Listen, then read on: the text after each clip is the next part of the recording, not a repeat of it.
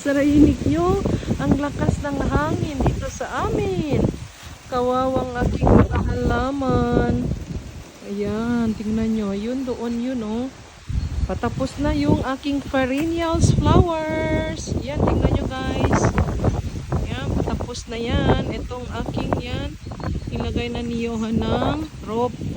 Kasi malakas ang hangin guys. Oh my goodness. Super lakas talaga. Yan, dito muna kami sa labas at video-video muna ako dito kasi mahangin. Oh my goodness, ayan. Narinig nyo ang ingay. Ayan guys, tingnan nyo ang aking flower. Paubos na siya.